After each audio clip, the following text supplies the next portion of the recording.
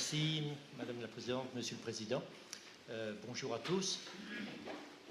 Donc, sur cette séance plénière de ce matin, vous redire très vite les objectifs qui sont de mettre à votre disposition des outils de réflexion, d'appréhension des problèmes et de leurs enjeux, et donc de disposer de méthodes pour aborder les ateliers qui, cet après-midi, eux, iront plus dans ce qui est déjà réalisé et imaginer la suite pour vous et au-delà pour que vous puissiez imaginer vous-même vos propres solutions.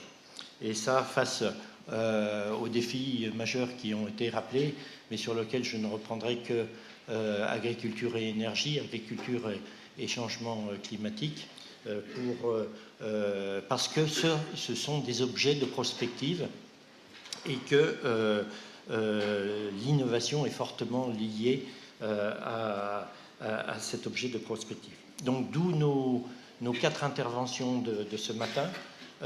Et donc je vais appeler d'abord Françoise Brugière, qui est chargée de la mission prospective à la direction des marchés, études et prospectives de FranceAgriMer. FranceAgriMer, je ne pense pas nécessaire de présenter. Le thème de son intervention, ce sont les exercices de prospective avec les objectifs et méthodes. Voilà, il s'agit de savoir de quoi on parle. La prospective, ce n'est pas de la prévision, ce n'est pas de la perspective. Ça, ce sera l'objet d'ailleurs de la deuxième intervention, les perspectives. Et donc, à quoi sert la prospective? Et elle va nous présenter les principes de la prospective, les différentes méthodes avec leurs points communs, et particulièrement la méthode que vous utilisez à FranceAgriMer avec des illustrations.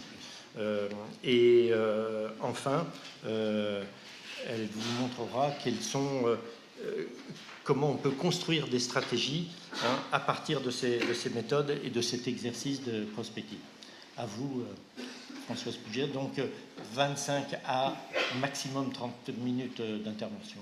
Et puis, on prendra ensuite 10 minutes pour les questions de la salle. Merci, bonjour à tous. Donc, c'est une intervention assez théorique sur les méthodes de prospective. Donc en prospective, à FranceAgriMer, on travaille dans le cadre du service évaluation prospective, analyse transversale qui est dirigé par Patrick Aigrin. Et dans plusieurs prospectives, on a travaillé en partenariat avec Hervé Hanin de l'Institut des hautes études de la vigne et du vin. Donc, qu'est-ce que c'est qu'une prospective? C'est un mot qu'on entend beaucoup, parfois un peu galvaudé. Dès qu'on s'intéresse à autre chose qu'est-ce qui va se passer demain, on dit qu'on est en prospective. On a une école française qui s'est développée dans les années 50 avec Gaston Berger, qui a émis l'idée d'une science de l'homme à venir, donc de structurer la façon de regarder l'avenir pour voir loin, large et profond. Et pour imaginer, en partant du principe antifataliste, que le futur est quelque chose qui va se construire par la volonté des acteurs. Donc l'idée, c'est de partir de la réalité actuelle et puis d'explorer les devenirs possibles. La plupart du temps, c'est un exercice collectif qui consiste donc à éclairer l'avenir en imaginant des possibles sur la base de scénarios et en analysant les conséquences. Donc moi, je vais vous présenter, comme ça a été dit, différentes méthodes qui permettent d'aborder ces questions. Pourquoi on fait de la prospective? Parce que plus l'horizon de temps s'éloigne, plus c'est difficile de prévoir. On peut prévoir... Aujourd'hui, on dit le court terme, c'est moins de 2 ans. Et dès qu'on dépasse 2 ans, on considère déjà qu'on est dans le long terme.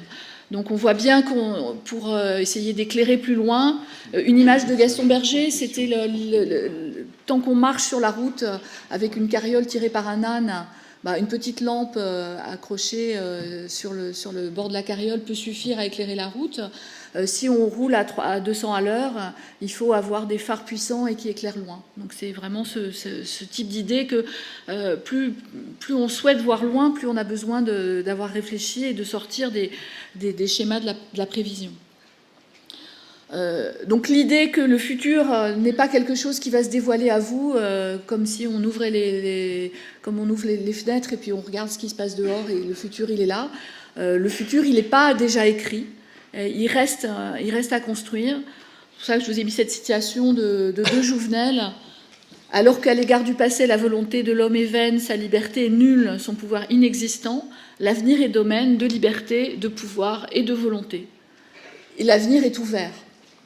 Ça, je pense que c'est important. À l'heure où on a tendance à dire et à prendre sur la tête des choses, c'est l'Europe, c'est la mondialisation, c'est. Et donc des choses qui s'imposent à nous et pour lesquelles on pense qu'on ne peut rien. La prospective, elle nous dit, c'est pas tout à fait vrai. On a la possibilité, en partie, d'ouvrir les futurs possibles. Donc, en quelques mots, la différence entre la prévision et la prospective. Quand on fait une prévision, on va partir d'un état initial qui va nous... on va partir de l'état présent, c'est l'état qui est au milieu, l'état présent. On va voir comment on en est arrivé là depuis un état initial historique. Donc on va décrire ce qui a permis de passer de l'état initial à l'état présent. Et puis on va faire une prévision, toutes choses égales par ailleurs, du futur le plus probable. Typiquement, la météo, c'est ça. C'est-à-dire que la météo, à 2-3 jours, enfin à 2 heures, à 2-3 jours, elle est très fiable parce qu'il y a des modèles, on a suffisamment de données pour pouvoir se projeter dans un état futur de façon relativement fiable. Dès qu'on éloigne un peu le terme de la météo, déjà, on voit bien qu'il y a un facteur d'incertitude croissant. En prospective, on fait un peu la même chose au départ, c'est-à-dire qu'on a un état présent, on se l'explique par la façon dont on est passé de l'état initial à l'état présent, mais par contre, on va chercher à valoriser des signaux faibles pour aller ouvrir le code des futurs et donc aller chercher à plus longue échéance, donc des échéances qui peuvent être de l'ordre de 15 à 20 ans, ou voire plus. Les forestiers ils font des prospectives à 50 ans, puisque voilà, la forêt, ça se construit dans ce type de pas de temps-là. Pour ouvrir le cône des possibles en prenant en compte des signaux faibles, des choses qui sont en germe aujourd'hui et qui, si elles se développent, vont faire basculer le système dans une autre réalité future. Donc la démarche de prospective, elle s'appuie sur l'historique, mais elle va aller chercher des signaux faibles. L'exemple de prospectiviste qu'on cite aussi souvent, c'est Jules Verne. Jules Verne, il va au cirque, il voit l'homme canon et il dit on va aller sur la Lune. Et il écrit son livre sur le voyage sur la Lune. Donc on est le signal faible, avec l'énergie on va pouvoir s'abstraire de l'attraction terrestre et il en fait les livres que vous connaissez. Donc c'est un prospectiviste qui ne savait pas, parce que ça n'existait pas à l'époque. Donc pourquoi on fait des prospectives ? On fait des prospectives pour décider, pour agir. On sait aussi très bien que ne pas décider, c'est une décision, souvent la pire. C'est-à-dire qu'on laisse venir, on laisse faire. On oublie ses mails pendant 48 heures et on peut en jeter les 3/4. Voilà. Anticiper aussi pour décider, parce que bien sûr, si on n'anticipe pas, on n'est pas libre, on n'a pas de liberté d'action. Et anticiper à temps, c'est-à-dire qu'avant que ce soit urgent. Quand c'est urgent, c'est trop tard. Donc, c'est des paroles pour managers, mais pas seulement.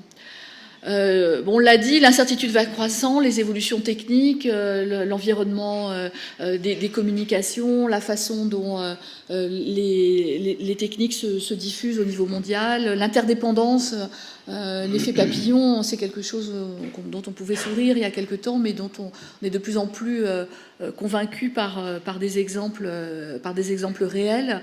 Donc l'interdépendance entre les filières, les systèmes, les économies du monde.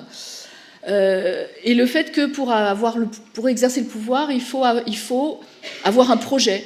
Et donc l'idée de la prospective, c'est d'explorer les futurs pour repérer les marges de manœuvre. Une autre citation, celle de Sénèque.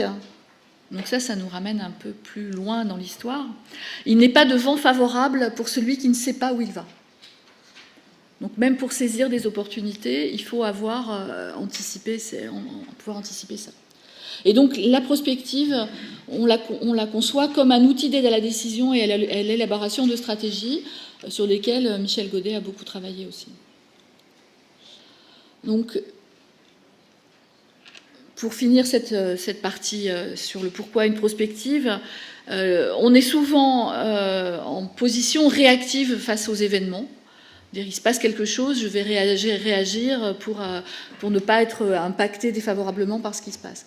L'idée de la prospective, c'est d'avoir anticipé au point de pouvoir rendre plus favorable mon environnement, typiquement faire bouger la réglementation.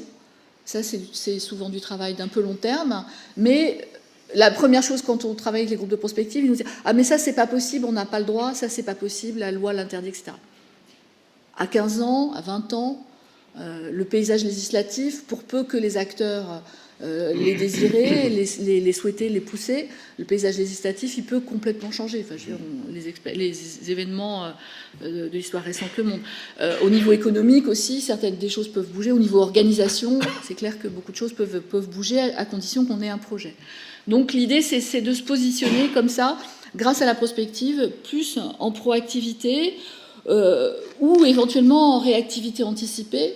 Quelque chose va arriver, je ne peux pas vraiment l'empêcher, mais je m'y prépare et je serai prêt quand ça va arriver.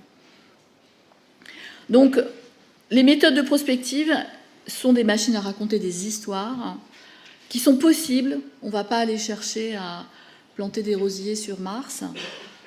Non probabilisables parce qu'on est au-delà du pas de temps où on peut probabiliser. Et qui ont vocation donc à aider la décision stratégique. Alors après, on peut faire des prospectives, c'est Chapuis des Arts et Métiers qui dit on peut faire une prospective en 3 jours ou en 3 ans, voire plus. Donc ça, après, ça dépend de la mobilisation des acteurs, de la disponibilité, etc. Donc c'est pour ça que c'est intéressant de regarder un petit peu les différentes méthodes.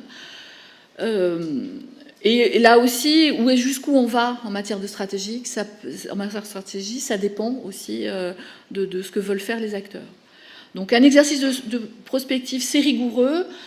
On ne peut pas vraiment dire que ce soit scientifique parce que si on répète l'expérience dans les mêmes conditions de pression et de température, on n'est pas sûr d'avoir exactement le même résultat, mais on a des résultats qui seront sans doute proches. On ne l'a jamais fait de faire 2 exercices en parallèle avec 2 groupes différents, donc on ne peut pas dire.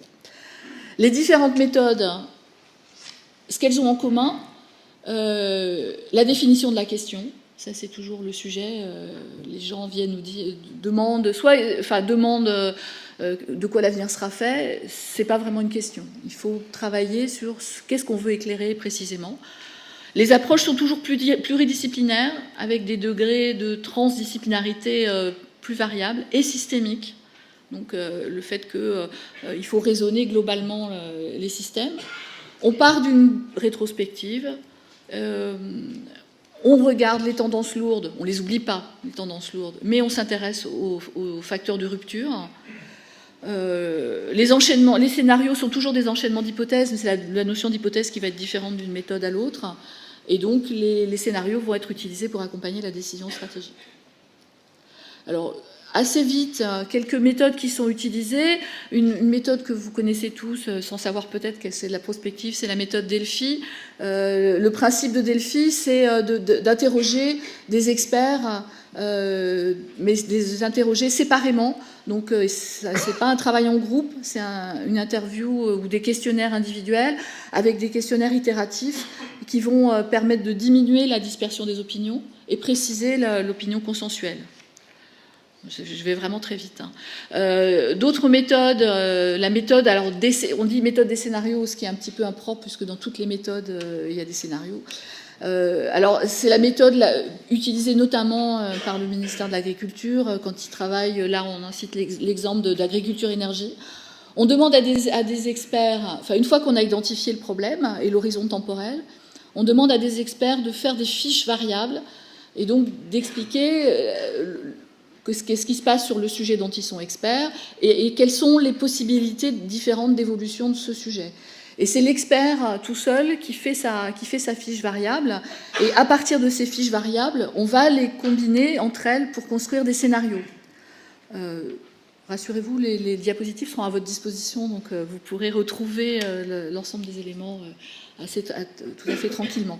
Et donc, les scénarios sont élaborés par combinaison de ces variables, sans vraiment qu'il y ait forcément d'interaction entre les différents domaines d'expertise. C'est l'idée on les juxtapose et on les articule de façon cohérente pour avoir des scénarios qui se tiennent, quoi. Donc c'est ce qu'on appelle une démarche morphologique. On va chercher quelque chose de plausible et de pertinent.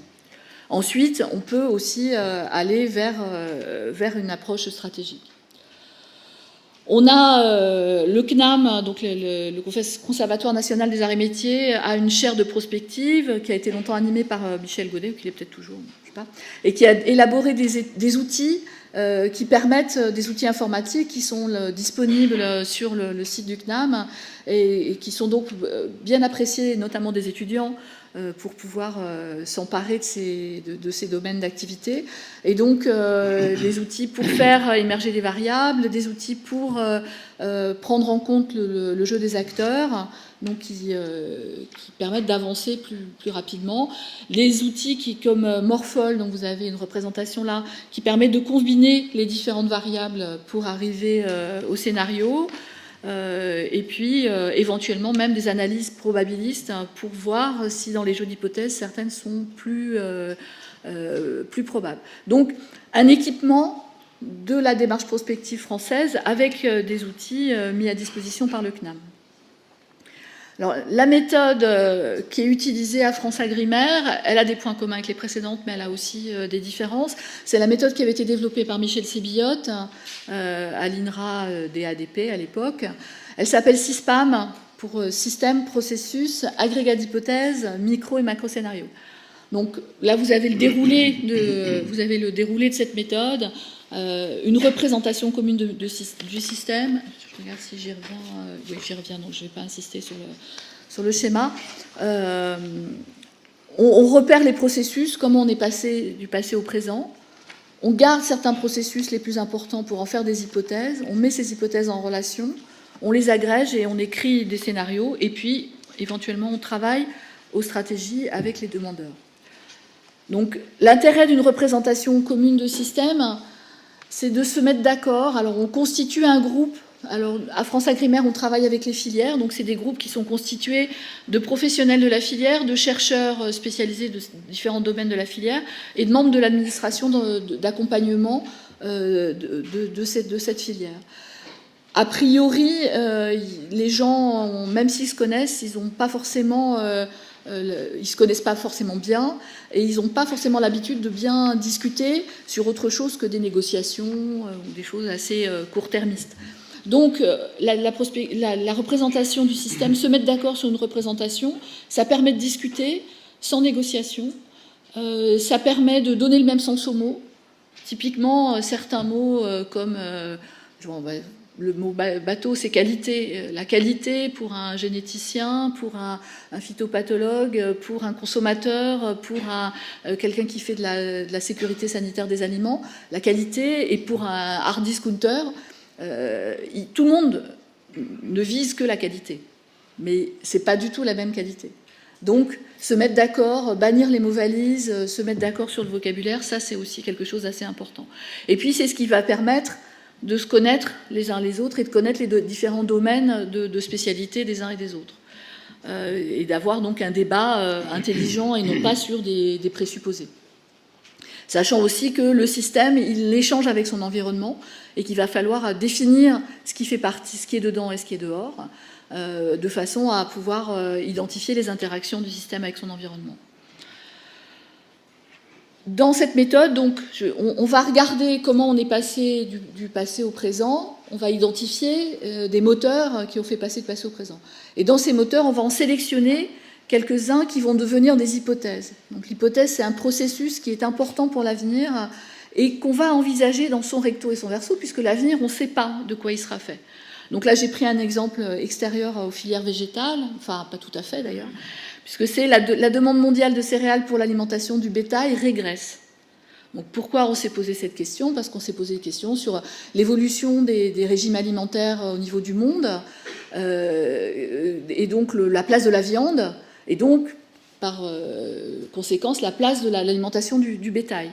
Et pour la filière blé, cette phrase elle est sortie de l'hypothèse qu'on a fait pour le GNIS en matière de semences de blé. Cette évolution mondiale du modèle alimentaire et de la demande de céréales pour l'alimentation du bétail, c'est quelque chose d'important sur lesquels on a beaucoup d'incertitudes. À 20 ans, on ne sait pas, entre la pression pour diminuer la consommation de viande et le développement des pays émergents qui ont a priori une demande de développement de cette consommation, comment les choses vont s'articuler. Donc on dit ça c'est un sujet important et on en fait une hypothèse. Donc la demande mondiale de céréales pour l'alimentation du bétail régresse versus la demande mondiale de céréales pour l'alimentation du bétail s'accroît.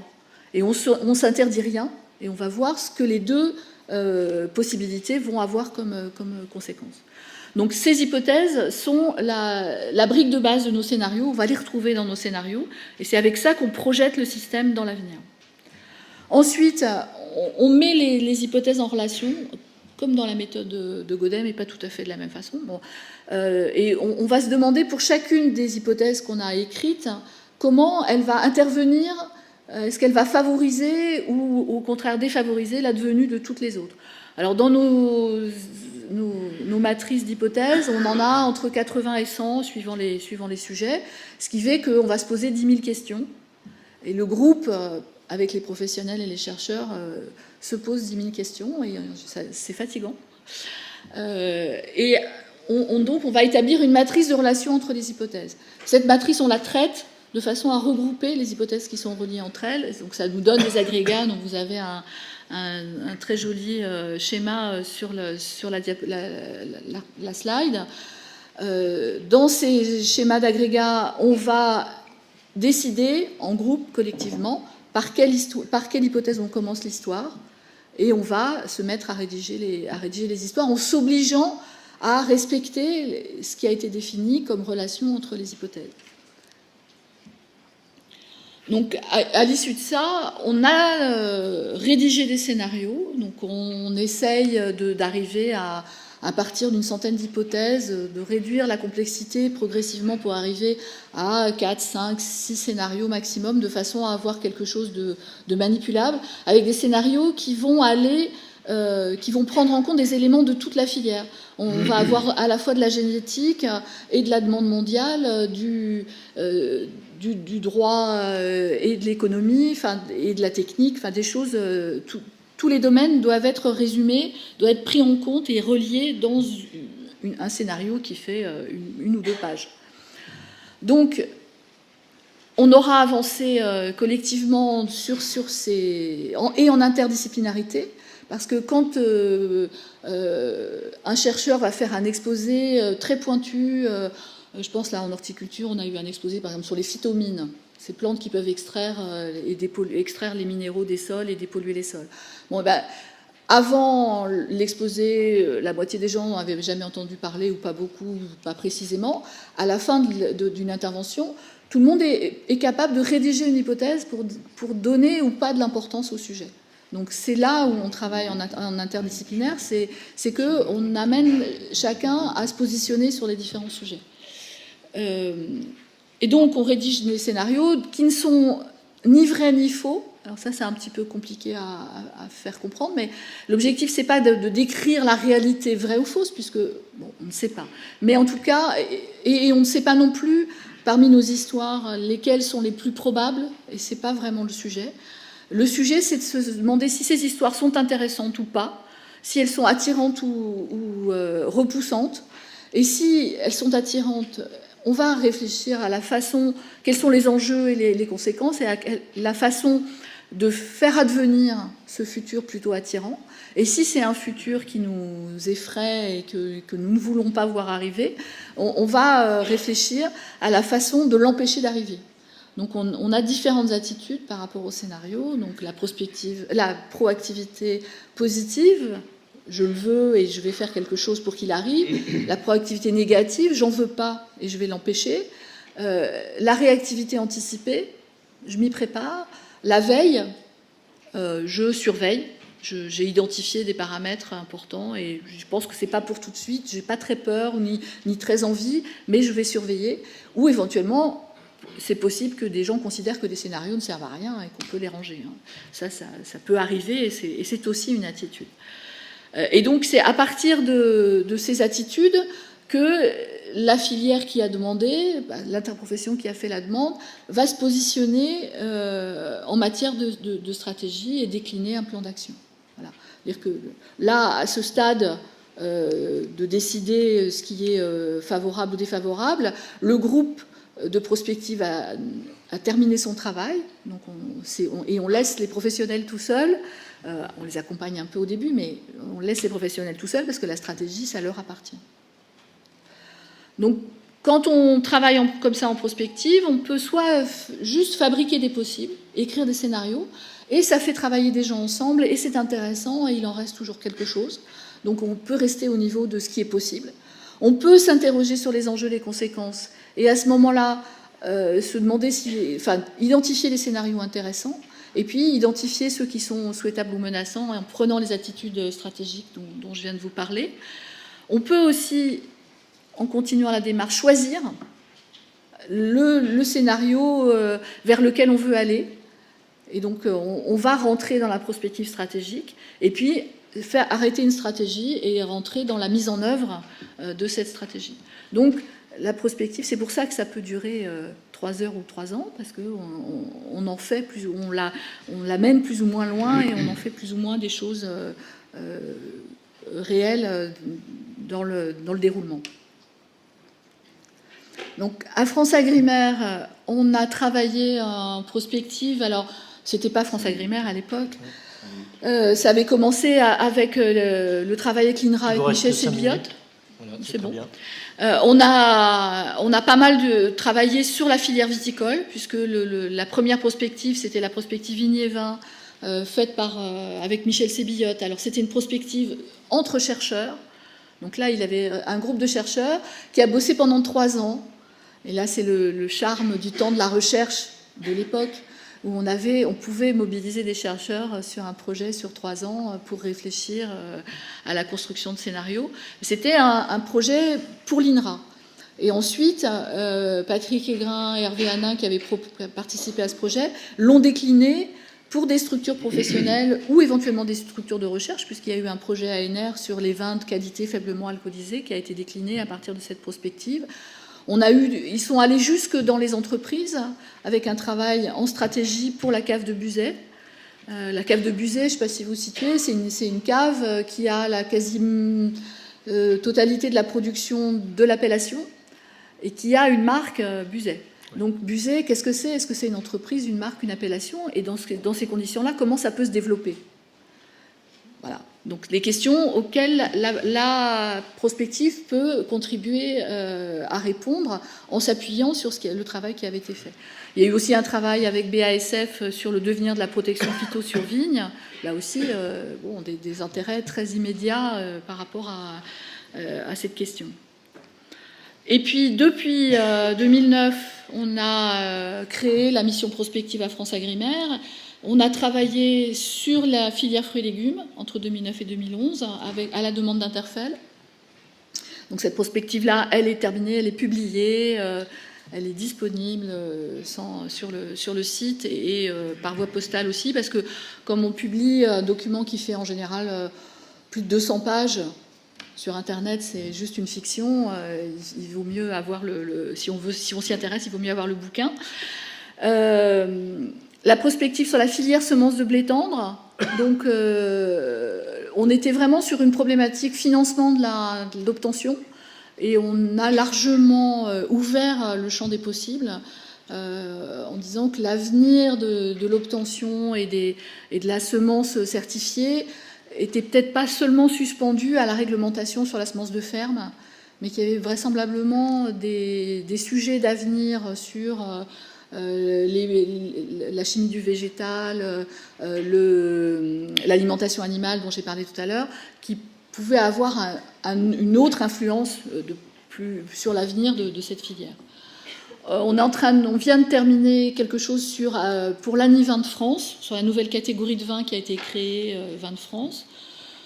On est en phase de terminer aussi un travail sur la filière végétale d'ornement, à la demande de Valor. Et donc, la livraison des scénarios est prévue pour mars. Et je pense que Valor organisera une restitution publique. Enfin, ça, c'est leur choix. La communication faisant partie de la stratégie, c'est à l'interprofession d'en décider. On a commencé en avril quelque chose sur la filière lait de vache, avec la problématique du post-quota. Qu'est-ce qui va se passer après les quotas? Et on est au doodle de la première réunion sur une prospective sur le cidre. Donc vous voyez, on travaille sur différentes filières avec à chaque fois des groupes d'une vingtaine de personnes, professionnels, chercheurs et membres de l'administration, qui sont très riches. C'est toujours des moments assez intéressants. Quelques-uns dans la salle ont participé, pourront éventuellement témoigner, parce que je vais malheureusement pas pouvoir rester beaucoup après l'intervention. Et donc, voilà, pour les questions, c'est maintenant ou jamais. Voilà, merci. Merci Françoise Bruguière.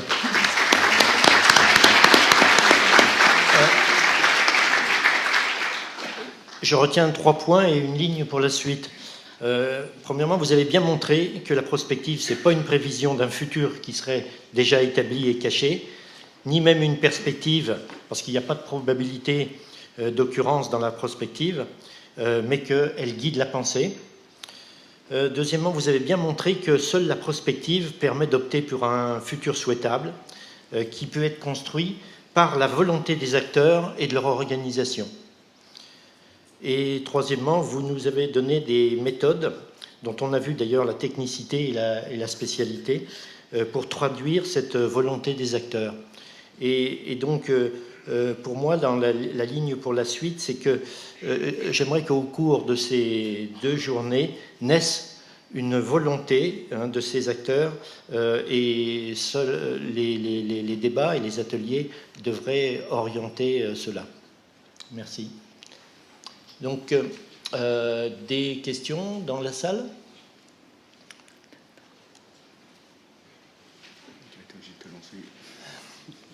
Bon, ouais. Moi j'en ai une du coup. Hein. Moi, j'aimerais bien que d'ici 2-3 ans, quand Françoise Bruguière interviendra à nouveau devant une assemblée, elle puisse ajouter à la liste des prospectives réalisées par FranceAgriMer une concernant le secteur des PAM. Et je voudrais donc lui demander comment procéder. Comment ça se passe, c'est-à-dire qui vous sollicite et est-ce que les acteurs qui vous sollicitent doivent apporter un financement là-dedans ou comment ça se passe? Voilà, une petite... Des choses très, très concrètes. Donc le principe à FranceAgriMer, c'est nous on travaille avec et pour les filières. Contrairement au ministère de le ministère de l'Agriculture, il est plus sur des problématiques horizontales comme énergie, agriculture-énergie ou agrimonde ou des choses comme ça. Donc nous, on travaille à la demande des filières puisque c'est le propre de l'établissement de FranceAgriMer de travailler pour les filières.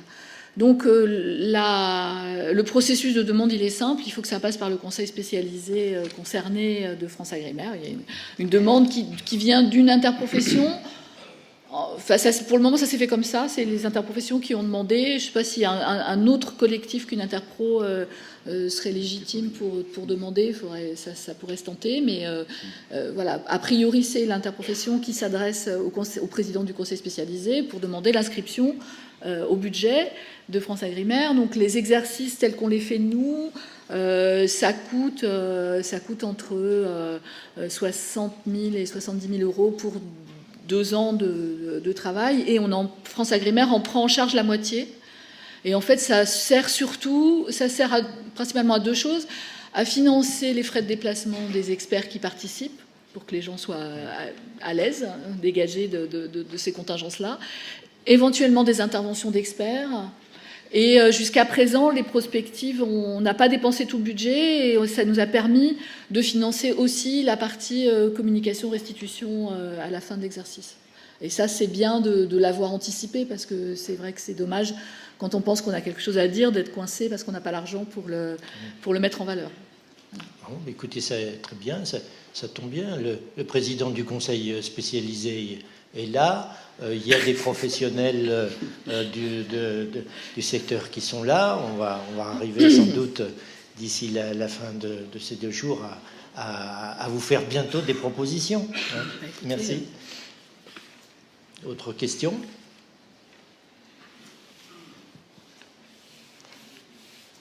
Non. Bien, écoutez. Il y a une question. Ah. Bonjour, Fabien Robert, Astrodor. Est-ce que les scénarios sont plusieurs années après comparés avec ce qui s'est vraiment réalisé? Enfin, c'est vraiment, est-ce qu'il y a une comparaison entre ces scénarios et ce qui s'est réellement passé? Alors, par exemple... Au moins pour vérifier oui. si les méthodes étaient bonnes. Comment? Ah oui. Au moins pour vérifier si les méthodes étaient bonnes. Alors... Après, bon, comme on l'a dit, ça dépend de ce que les acteurs en auront fait. Bon, en tout cas, ce qu'on peut dire, c'est que dans les hypothèses, il y a des choses qu'on a vues, notamment sur celle sur laquelle on a le plus de recul, qui est celle sur la vigne et le vin, se réaliser. Par exemple, donc, en fin des années 90, parce que c'est à ce moment-là que le travail s'est fait, il y avait une hypothèse qui disait que les droits de plantation étaient supprimés sur vigne, ce qui vient d'avoir lieu, enfin qui est encore en débat, mais voilà, qui est un sujet de maintenant d'actualité forte. Il avait été dit que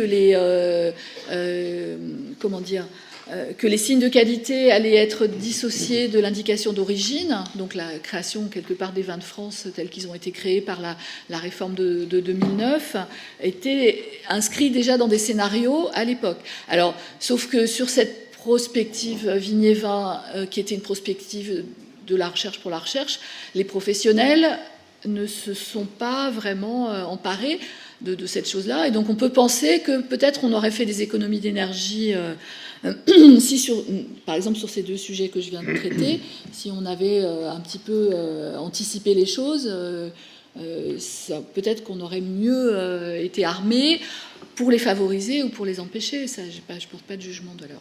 Donc, après, l'autre élément de réponse, je pense qu'à Buzet, alors c'est leur travail, c'est leur résultat privé, donc je ne peux pas en parler, mais depuis, ça fait plusieurs années qu'ils ont un rendez-vous régulier là-dessus. Et en tout cas, ce qui est sûr, c'est que ça a fait travailler ensemble, dans l'équipe de Buzet, les techniciens et les administratifs. Parce qu'au début, quand ils ont commencé à travailler en prospective, le commercial et l'œnologue, ils n'avaient pas 3 mots en commun. Et au bout du travail de prospective, ils ont compris mieux les intérêts, les limites, les difficultés les uns des autres. Et déjà, même rien que ça, cette maïeutique-là, c'est quand même quelque chose qui est un résultat. La difficulté par rapport à la prospective, c'est de dire c'est quoi le résultat. Le résultat, c'est tout le processus et fait partie du résultat. Les scénarios sont du résultat. Et là, dernier exemple, sur la semence de blé tendre, on va voir ce que vont décider les acteurs, mais ils ont pris des positions notamment sur la question de la semence de ferme, et ils ont les cartes en main. Donc c'est vraiment ça, l'intérêt. On a le temps de prendre encore une question.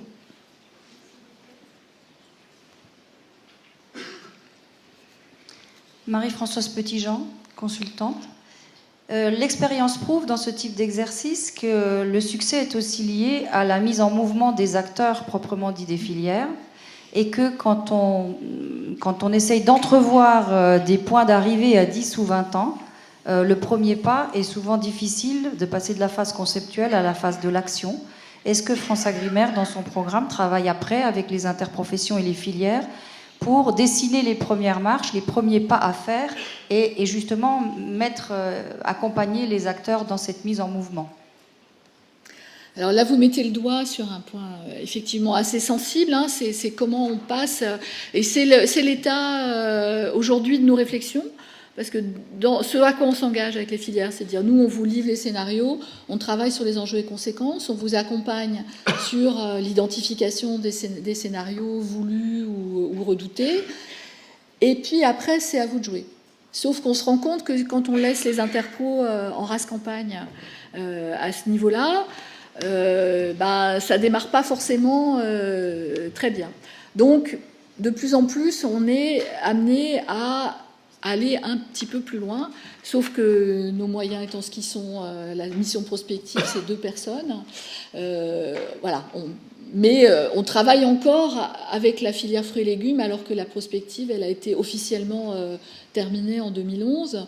On continue à travailler avec eux, on continue pour savoir est-ce que la prospective, elle peut être prise en charge en termes, par Interfel en tant qu'entreprise, en tant qu'organisation avec des administrateurs et des salariés.